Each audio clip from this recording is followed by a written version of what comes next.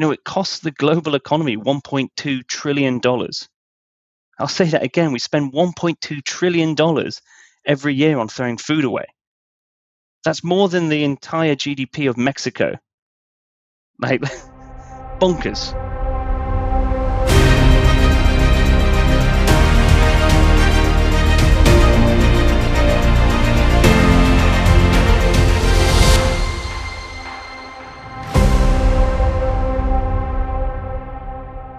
Nava, how you doing? Hey, doing all right. Nice to see you. Awesome. So I've got a question for you. Have you ever had an experience of being hungry? For only so long, but I think you have had a real experience with hunger. I did. Yeah, in college, working in restaurants, to help pay my bills through school. I was aware that there was a lot of waste that was thrown away during that process of the evening after the service was over.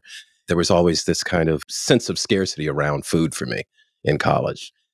And we're so lucky because our guest today, Jamie Crummie, who gets my vote for like the coolest name, being associated with his job. Yeah. Crummie, he has to be engaged with food with a name like Crummie. We're lucky to have him. Jamie Crummie, he's the director and co-founder of Too Good To Go, the world's largest marketplace for surplus food and a social impact company dedicated to ending food waste. Too Good To Go's app connects consumers with restaurants and retailers to buy unsold food so that it doesn't go to waste. But Jamie, he trained as a lawyer and worked for Amnesty International before pursuing his mission of fighting food waste. And in 2019, he was one of Forbes 30 under 30 in Europe. In 2020, he was One Young World's Entrepreneur of the Year. And most recently, he was named a Trailblazing Activist in the 50 Next class of 2021. Jamie Crummie, welcome to Undaunted. Thank you very much, guys. No, it's brilliant to be here. And that it's quite a warm introduction I got there. And I've got to say, you're not the first people to make the connection between my name and the and sort of the work I do. I've actually had people question the authenticity of my surname, which is really quite something. So, I'm so glad, that in the other thing I was thinking about was in your bio, it says that you're from London. And I'm so glad it explicitly stated that, because given your accent, I would have said Brooklyn, New York, but that's just me. and this is saying from somebody who's from New York. Yeah, exactly. But you're based in London right now, but you're actually Irish, proudly Irish. And I am indeed, yes. We wanted to kind of go back to Ireland, and we wanted to talk about your background as being Irish. We know that Ireland has had a history of enduring injustice and hardship, particularly with famine. And your life's work and advocacy is directed at addressing hunger and food insecurity in a specific way. Tell us a little bit about how and if there is a connection between the history of your homeland with the work that you do, and if that has influenced your sense of social justice in any way.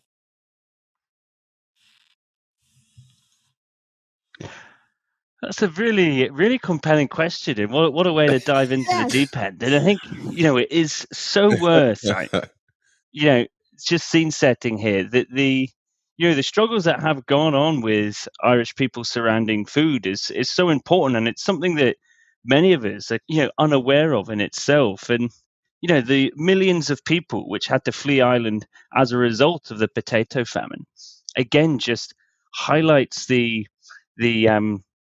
importance of food within our day-to-day lives, but also food within our history. And, I think what we often forget that, food is something which is innate to our survival, right?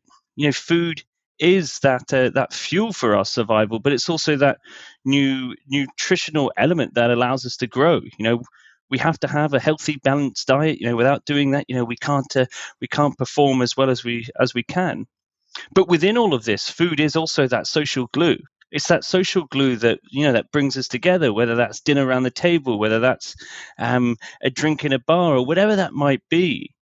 And so when food is important or integral to our survival, it's integral to our development. And it's also something that brings us happiness and brings us joy, brings us towards people together.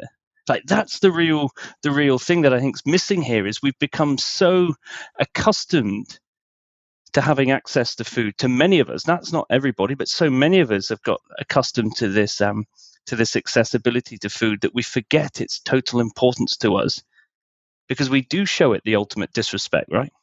We show it the total disrespect by throwing it away. You're talking about this, this really profound insight about food, how it relates to our common humanity, right? And all of that. But man, I got to be honest with you, man. I got to ask you a question. I need a clarifying question here, okay? So all right. So you study law, right? And you're on the precipice. You're on the precipice of a profession that's going to give you pretty much a secure lifestyle. You can move up to the echelons and possibly become, I don't know, partner in a law firm and all of that. And then I'm just wondering how a dude that studies law, right, and has like the world kind of in the palm of his hands, makes the decision to go from something that seemed very secure to social justice work around food, food scarcity and how I'm wondering, I mean, were you on like your third pint of Guinness when you made that choice, man? I mean, I'm trying to figure out what was there a situation, something happened, a clarifying moment that made you make that shift? I'm really interested what your thought process was there. I love what you just said there. I think Guinness should always be the lubricant for all of big life decisions, right? Yeah, rich in iron. It is. But no, Nava, you were asking me about my Irish history and the relationship with my family and all of that sort of stuff. And for me, I've always been someone who has been motivated by social and environmental impact. And, why is that the case? Because I've been incredibly lucky. Like, I'm lucky that, I've had parents who have, instilled this value system and this way of thinking, within me from a young age. So I guess I've got it through osmosis, right? I didn't really have a choice in the matter. When I was growing up, again, I was like so fortunate to have a family where we ate dinner around the table every evening, and it was filled with discussions around social and environmental justice. My parents are activists themselves. They were bringing me to picket lines and marches and things as a young kid. So I was brought up around this world. So when I was, pursuing a career in law, it was always around the notion of trying to do good for people and good for society. So it was around working with or working within human rights law, within indigenous rights, and within refugee rights as well. So yes, law was the gateway for me, or it was that first stepping stone. But it was always a way in which to create value and impact. The core of this is around what people's motivations are. And what is something that motivates you. When you talk around how the stereotypical type of person who goes into law wants to do so because of status or wealth or power, whatever it may be. And I think that there is just it's unique to different people. What is that thing that puts the fire in your belly that makes you want to wake up in the morning and do something? And for me, that motivation has never been about glitz and glamour. That's not been something that has been a motivating factor for me. Perhaps one of the reasons is because I was so lucky that I grew up in a household where there was always food on the table. So it wasn't an aspiration to be, wealthy beyond the belief that some partners in law firms may be. For me, it was around trying to create impact for people, and at the heart of that was all around, what my internal motivation is, and wanting to have, a life. And this sounds really like egotistical as well, but to have a legacy in which you can look back and see that I've brought joy to people's lives and I've created an impact on society. So I guess there is a component of an ego within that, because it's something which motivates you. But I guess for me, when I think of my ego in a professional sense, I've always tried to detach myself, my personality, away from what the bigger picture is. So I'm sure we'll get on to talking about, Too Good To Go and the business that myself and my co-founders built. Yeah. But I'm not the CEO of that. We've got a CEO in place, and for me, that was always around detaching my ego away from it. It was never about me. It was never the Jamie show. It was about Too Good To Go and what we stand for, and about trying to get people to care about fighting food waste. Where was the exact point in which you said, this is an area that I want to dedicate my life to? Was there a moment the foundation was built for Too Good To Go? Yeah. Look, it's quite a story, right? So when I look at my journey and my relationship with food, you've spoken about it already. Like, I'm from an Irish family. Food's like super important. I'm sure food's so important to so many of us, so many of our families. But my first job actually was in a supermarket. So again, I was 15, 16 years of age, and I was surrounded by food. And I wish I had this really amazing story that, that was then. And I thought of Too Good To Go as a 15, 16-year-old on the checkouts of a British supermarket, but that sadly wasn't the case. But it is a journey in which I was surrounded by food, like so many of us, on my day-to-day life. And actually, it was through my career in law that brought me to some amazing different places around the world. And one of those places was Australia. So I was out there, and I was working with a small NGO around Indigenous rights. And if anyone has been to Australia or had been to Australia in the early 2010s, the Australian dollar was very, very strong. So my job in a NGO, it didn't quite cover the bills. So I had some other things, and it's like jobs to supplement my living. And one of these was in an events agency. And I was doing catering for, silver service events, a couple hundred people. But this was silver service, and when you're serving people who have spent quite a large amount on a ticketed event and things like this, they want choice and they want abundance. So everybody, there was always a surplus of food being cooked. And as someone who likes to challenge things, I was always questioning, is there a reason why we, the staff, can't eat this food? Is there a reason why this food can't be redistributed in the community? And as far as I knew, this food wasn't being recycled itself. So everyone always asks me, where was that light bulb moment? And for me, there wasn't a light bulb moment per se, but I can say that the seed was sown in Australia. And it was there where, I first, really saw food waste happening on a larger scale. And I guess my question to everyone is, we can all probably agree that throwing food away is wrong. Like, none of us enjoy throwing those fries in the trash, or that, throwing whatever it might be away. I hope we don't get enjoyment from that. And so there's something innate within us which recognizes that throwing food away is wrong. But where we have this huge disconnect from acknowledging something is wrong to then, for me, on my journey of wanting to do something around food waste, is then finding out the scale and gravity of the impact of food waste. So you mentioned me working with Amnesty. It was then, after I came back from Australia, we was doing an event with Amnesty International, and it was catered for by people who dumpster dive, right? They went through dumpsters, took food out, and then repurposed it into things like curries, into casseroles, into stews, like beautiful foods. And these people were such an inspiration to me, because it was like, wow, like, you're turning something which people have seen or perceived as a waste product and turning it to something amazing. But what they also did is they brought me on this journey around the implications of food waste itself. So it isn't just that throwing food away is wrong or something that we don't enjoy, but it's also something that has profound implications on an environmental level, on a social level, and on a financial level as well. And when I break those three down, we talk about it from a financial piece. It costs the global economy $1.2 trillion. I'll say that again. We spend $1.2 trillion every year on throwing food away.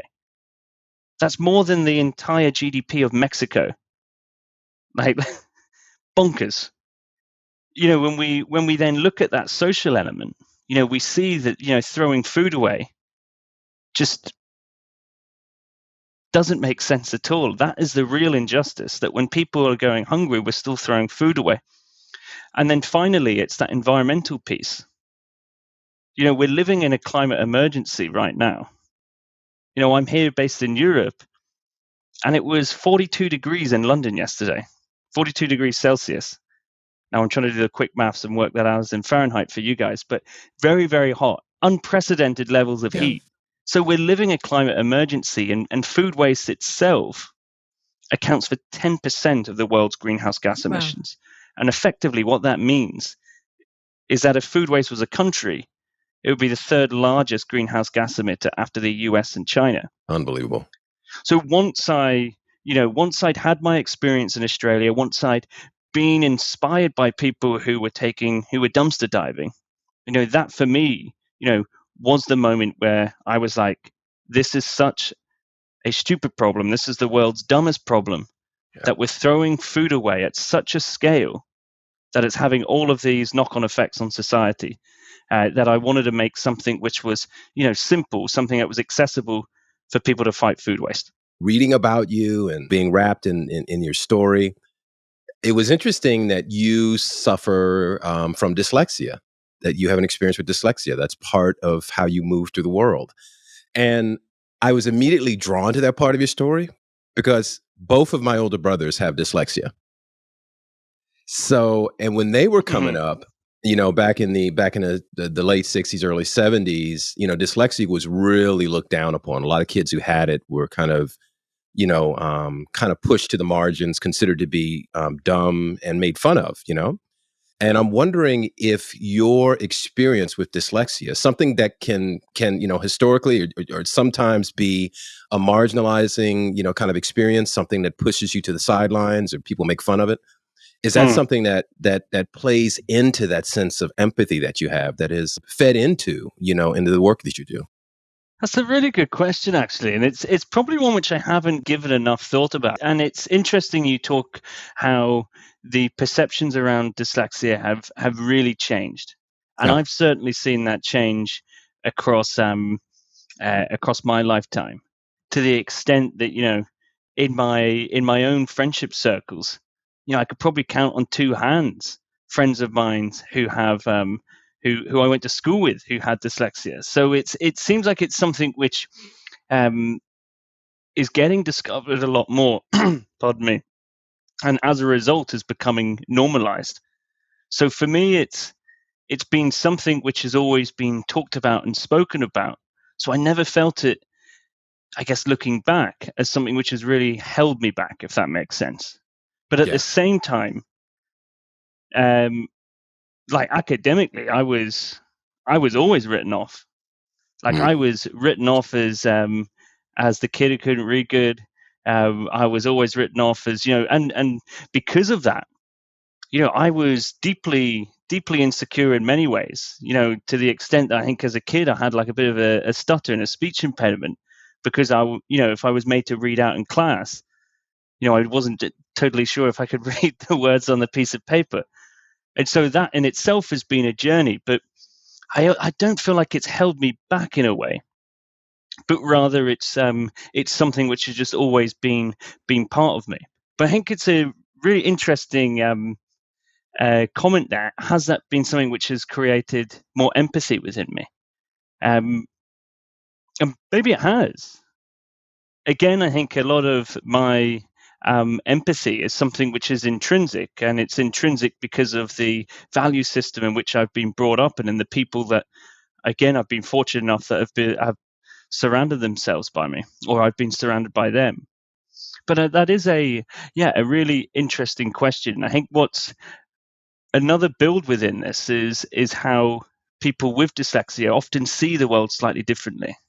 Yes. Yeah. Like I am sure that my brain just works and functions in a totally different way Absolutely. to others who aren't dyslexic. Yeah, and I wonder whether you've got stories of your brothers growing up, or where they were doing something and you were a bit like, oh, that's how your mind thinks. Because I've definitely had that with my own siblings. Well, I mean, and the fact that the idea behind Too Good to Go, right? Which is really, reading about it, the word that immediately came to my mind was, this is genius. This is like, there is an element of genius to which indicates that you're thinking. Genius is associated with kind of thinking outside the box, right? Extending what is possible, right? So the fact that you see things differently in the physical world also in some way feeds into your vision. And perhaps that allows you to have this expansive kind of view of things, and be really creative in the areas that your work is kind of focused on. Mm. So can you tell us about I'm really interested in hearing more about the app, and just the mechanics, how it works, how it functions. Can you share some more of that with us? Of course. I've got it on my phone. But before I do, I love it. But you talk about creativity there. Yeah. And when I introspectively look at myself, or I challenge myself, I never think of myself as a creative. Like, I often think of myself as just a practical person who is trying to solve problems and come up with solutions. But I don't necessarily see that as a creative outlook. Yeah, I'm very very aware that others will. And so it's interesting that how we do have these different observations on things. And for me, that isn't a creative solution. For me, it was just a normal solution. And when I look at Too Good to Go, and the commentary I get from other people is like, how has this never existed? That's my question back to them as well. It's like, I have no idea. Like, why didn't this exist beforehand? Yeah. Food waste to me is the world's dumbest problem. It doesn't make any sense. Or one of the world's dumbest problems. It doesn't make any sense. And this is a very simple solution to a complex problem. And it's trying to break something down. And one of the things we try to do with Too Good to Go is it's effectively democratizing accessibility to food, and democratizing people's access to a more sustainable lifestyle. So if I go and talk a bit about the app itself, and the app, as I mentioned, is a simple solution to a complex issue, which is food waste. I won't bore us with all of the stats. I've sort of mentioned some already, but 40% of the food we produce gets wasted. Crazy. So how can we ensure that as much of that 40% of food can feed people as opposed to feeding bins? Now, there's so much amazing innovation that's going on out there, but what we wanted to do was engage businesses and engage individuals. So how can we bring two of these sections of societies together to fight this big problem, whilst at the same time allowing people to access food? So in essence, the app works in a way by connecting individuals with businesses who have food left over. And these businesses, it could range anything from like a local bakery in Queens to a supermarket somewhere else, or a hotel across in Europe, a high street coffee chain in London, whatever it might be. Now, you log on to the app itself, you don't really know what you're going to get. And I'll go on to this in a second, but this is part of the fun, this is part of the surprise. Now, you click on a profile of a food business. You then purchase through the app the surprise bag. So it's a mystery bag. You don't really know what it is you're going to get. And then you collect it in person from that food business. Now, I talk about this surprise element. And the reason for the surprise element is about making something which is like simple and operationally simple for a business to understand and ascertain. But it's also simple for the individual. So if you've gone to, let's say, Krispy Kreme, you're going to be going and collecting a thing of donuts. You're not going to be going home with a box of sushi, right? So there's Jamie, always an indication as to the types of food you're going to get. You knew that we were from America, and so you said Krispy Kreme.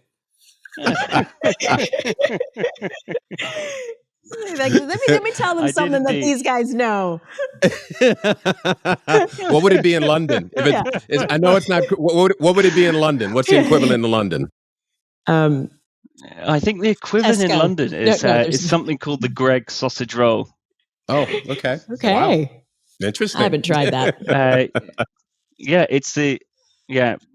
We could do a whole other thing on the infamy of the sausage roll. When we finish the show, Yeah, we'll have another show. We'll do just that on after. We'll have another Please show go just on. I just had to. But as I was sort of saying, it's this surprise element which makes it simple for the business operator. It's literally just whatever food is left over, but it's also simple for the end consumer to ascertain and grasp. So if they're paying, $5, €5, £5, they know they're going to be collecting $15, €15, £15 worth of food. And that in itself is allowing people access to food at a more affordable price. It's allowing people to discover new foods, discover new flavors, but it's also allowing the business themselves to recover some of those sunk costs. And we're coming out the back of COVID itself, where people don't really know always what their footfall is going to be like. People have been working at home. People are, patterns of human behavior are changing. So a product like Too Good To Go acts as a safety net for that business. They know that, if they do have food left over, come the end of service, they've got this awesome platform which can redistribute that food within the community and allow them to recover some of those sunk costs as well. And for the consumer, as I say, they're discovering these new foods, discovering these new flavors, all at prices which are slightly more attractive to them. And then the big win as well here is it's something which is great for the environment. And so that's where we call it like the triple win. And when I talk about our model of business, this for me is what also brings me so much excitement, is how we're able to use business as this vehicle for change. Use business as a force for good and really embrace this notion of profit for purpose, where everybody can win in this situation. The consumer benefits, businesses benefit, and the environment and society benefits. And if we can have more industries or more organizations, I should say, conducting in this way, then the world and society would surely only be a better place. For me, this is about showing how people actually care about food waste, how people actually really want to do something which is positive for the environment and positive for society. So we now operate in 17 countries globally across 2 continents. So operating in the US, of course. And we have nearly 60 million people who have downloaded our app. And it's over 140,000 businesses who are using our app on a daily basis, who collectively have rescued 145 million meals from going to waste. And that's just in under 7 years. So it is just the tip of the iceberg in terms of the problem. But what it does show is people want to do something, right? And that's really exciting. People really want to do something to fight food waste, businesses and consumers alike. A lot of your focus is also working in schools with children and youth, in education programs, artistic programs. I am a youth empowerment activist. So my entire life is basically, you could sum it up in a sentence of all the world's problems is going to be solved by the youth. Why is your work vitally connected to working with the youth in this matter? That's a really great question. And then for me, when I look at the importance of young people, I had the joy of actually speaking at COP last year, and the amount of youth activists that I met was just inspiring beyond belief. I was meeting the 16-year-olds of me who was working in the supermarkets, but they were actually doing stuff rather than myself, who was I was doing stuff a few years later. But the point being is, these were young people with huge visions, huge aspirations, speaking to world leaders and doing so convincingly, so passionately. And when I talk about the importance of this, of engaging youth, for me, the fundamental thing is about inspiring and empowering young people so that they don't make the same mistakes that we're making today, tomorrow. How can we equip young people so that they have the tools, they have the knowledge, and they have the education so that, when they, progress and develop into adulthood, they aren't making short-sighted decisions which impact our environment and impact society, but actually impact the environment and impact society in an overtly positive way. And so at Too Good To Go, the crux and core of our organization is our marketplace, is our app. But we do so much work within schools itself to inspire young people to be able to, as I say, have these tools to fight food waste in the long term.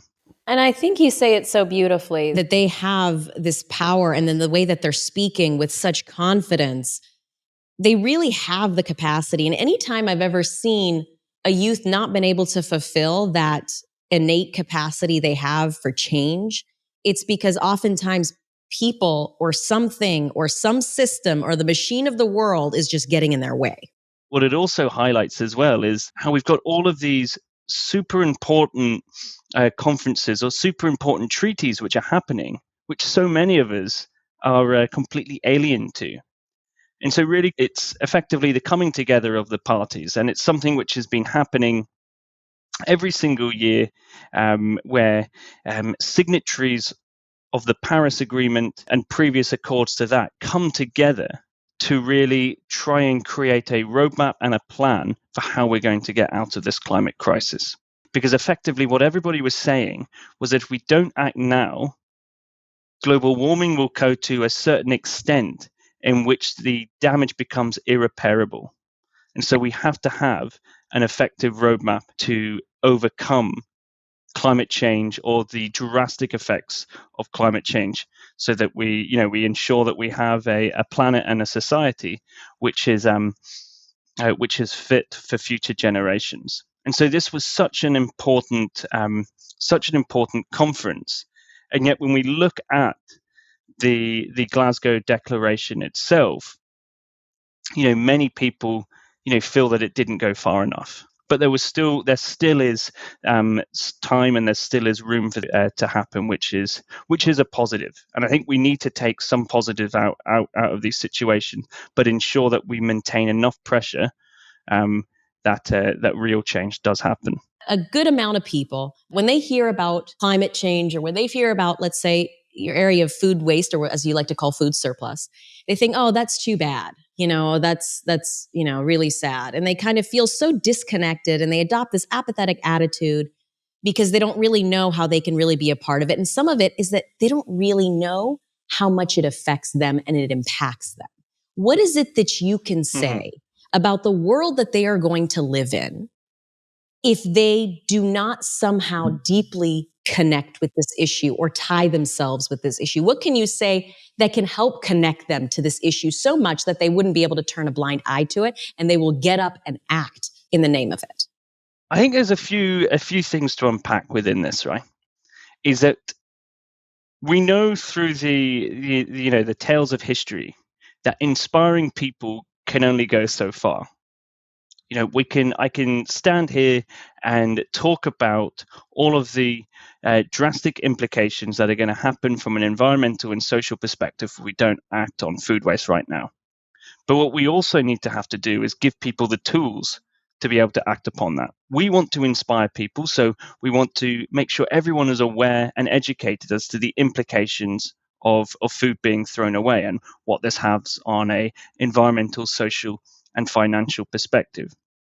But that does only go so far. So we have to empower people and give them tools, whether that be an app like Too Good To Go, which allows them to fight food waste very simply, or whether it's about creating tools which enable people to ascertain whether their food is okay, giving them a bank of recipes or how to store their food, giving them tips and tricks on how to cook more affordably, effectively, and better for the environment, embedding food into our educational systems across the world. All of these types of things is about how we can empower people. So I think that's very important for us to recognize that, yes, we can talk about the headline implications, but we also have to give people those solutions as well. But if I was to go back and I was to stand on the soapbox again and say, what can we do to really galvanize people? What can I say to ensure that they stand up and take notice of food waste, or step up to the plate, so to speak? Is that food waste is feeding climate change. But food waste is also, and food itself, we're living and breathing a food insecurity crisis at the moment. The price of pasta in real time has gone up 50% in the last 12 months. Inflation is now at 9% in parts of Europe.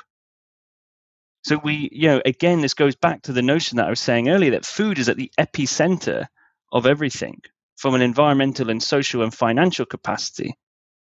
So if I could say anything, implore people to care about food, is to do so for the future of society and to do so for the future of the planet as well.